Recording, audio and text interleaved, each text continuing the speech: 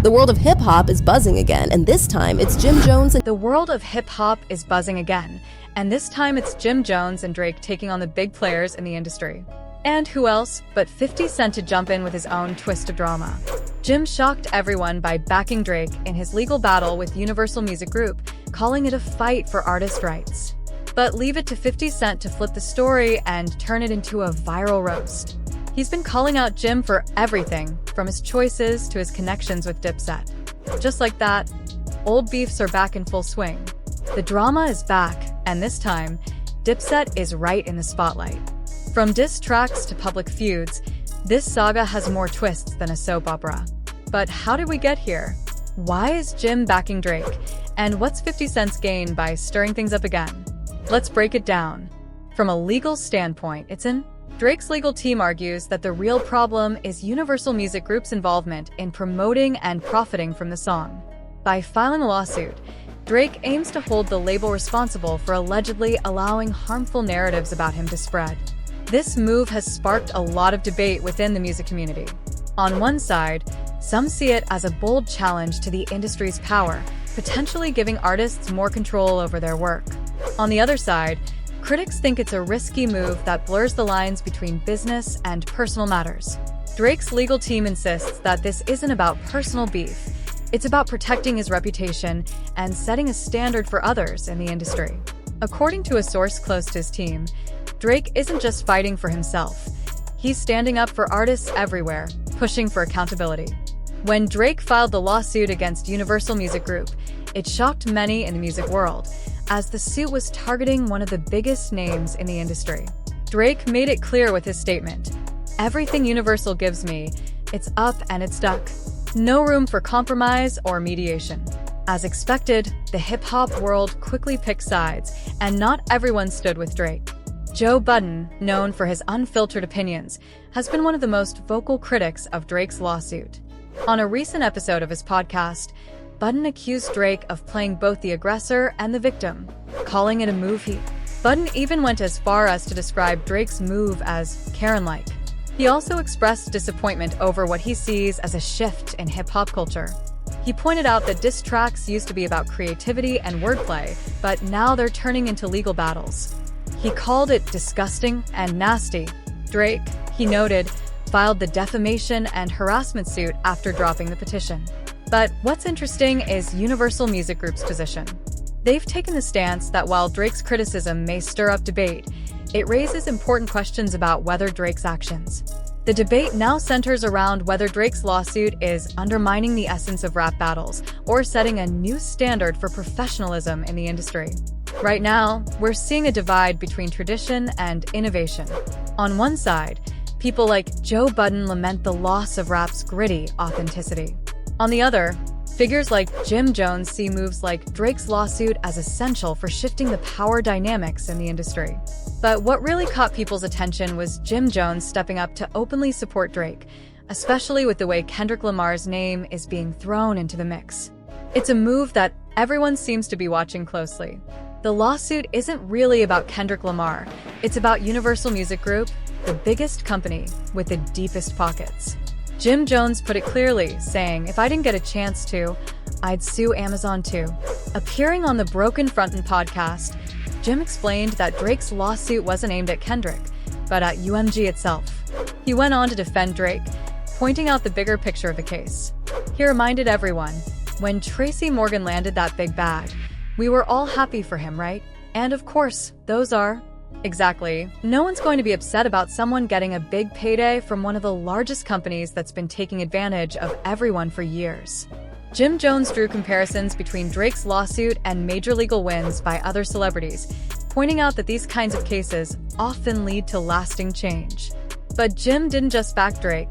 He went all in, calling it a power move similar to Tracy Morgan's settlement with Walmart. Jim emphasized that this isn't about rap beef, it's about business empowerment. To make his point even clearer, he clapped back at critics who accused him of Chasing clout, emphasizing how important it is for artists to challenge industry giants on the broken front, and podcast Jim described Drake's actions as James Bond-level boldness, emphasizing the significance of standing up to corporate powerhouses. Jim highlighted how Drake's law could pave the way for other artists to gain better control over their intellectual property. He noted that while it's easy for people to dismiss these moves as personal vendettas, they often have far-reaching implications. 4. Jim's statements really resonated with many smaller artists who feel sidelined in today's music world, which is controlled by corporate giants. But that's not all.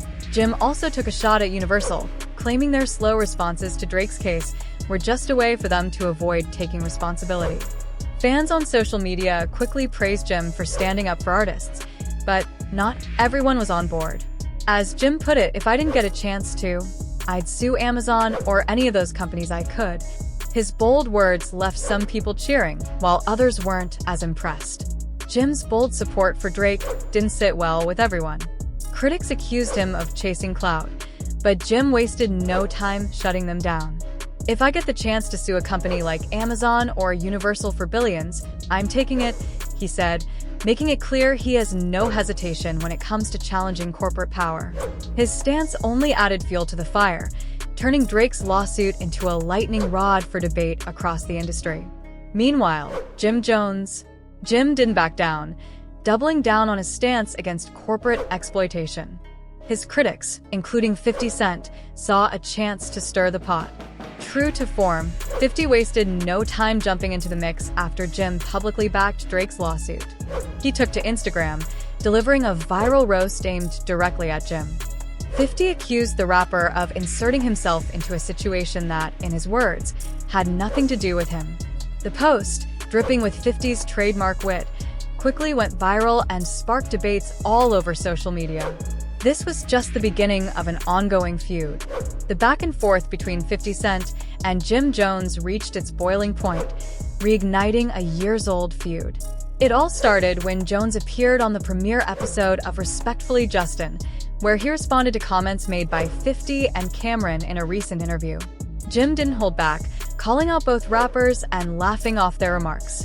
He boldly said they were on his D and claimed he'd done a lot for them in their lives. 50 Cent wasted no time firing back on Instagram, turning up the heat by referencing. 50 Cent didn't hold back in his retaliation, referencing the allegations that Jim Jones was linked to federal informant rumors during the 6/9, 2019 art trial. In his post, 50 shared court transcripts and mocked Jim by dubbing him Individual One, a nickname that has since become a recurring punchline in their feud. 50's caption only added more fuel to the fire. "I know you working, so please don't say gangster sh*t to me. Individual One." True to his trolling persona, 50 didn't stop with just one post. In a follow-up, he shared documents revealing a wiretap conversation involving Jim Jones, turning up the heat even more. In the post, 50 Cent took things a step further, claiming that Jim Jones was the only member of the Treeway crew not arrested, implying that Jim might be an informant. The documents he shared allegedly show a conversation where Jim Jones is discussing 6ix9ine, who was infamously involved in a federal racketeering case that led to his cooperation with authorities. According to 50, Jones's lack of arrest raises serious questions about his involvement and hints that he may have been working with the feds.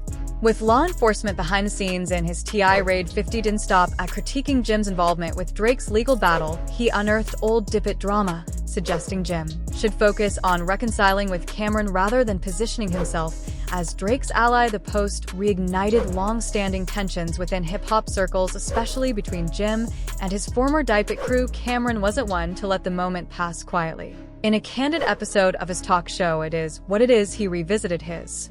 In a no-holds-barred episode of his talk show It Is What It Is, Cameron opened up about his long-standing issues with Jim Jones, reigniting the flames of their troubled relationship. The Dipset leader accused Jim of betrayal, pointing specifically to his alliance with 50 Cent during the infamous Dipset vs. G-Unit feud in the mid-2000s. Cam framed this moment as a crucial break in their bond, one that has never fully healed. But Cam didn't stop there. There he questioned Jim's Harlem roots, asserting that Jim isn't truly part of the community he so often claims to represent. He called him a guardian angel and designer, and he's from the Bronx, bro. And not from Harlem. You get what is you talking about, my you are from the Bronx, bro, you are not from. The constant back and forth between Jim and Cam has taken a toll on their fans, and it's easy to see why. When a group that once defined an era of hip-hop is constantly at odds with itself, it's hard to remain optimistic about their future. The nostalgia for the old Dipset days is strong, but it's also laced with frustration over their inability to move forward. Fans who grew up listening to their anthems, watching their dominance in the streets, and embracing their unique style now find themselves questioning if those days are gone for good. It's a painful realization, especially given how much Dipset contributed to shaping the culture of early 2000s hip-hop. Adding another layer of complexity to this situation is the involvement of 50 Cent. As someone who has had his own long-running beef with both Jim and Cam, 50 Cent's role in the saga can't be overlooked. His recent posts about Jim Jones and the ongoing feud between Dipset members have only added more drama to an already volatile situation. 50 is known for stirring the pot, and his involvement in this conflict has only made it harder for Jim and Cam to find common ground.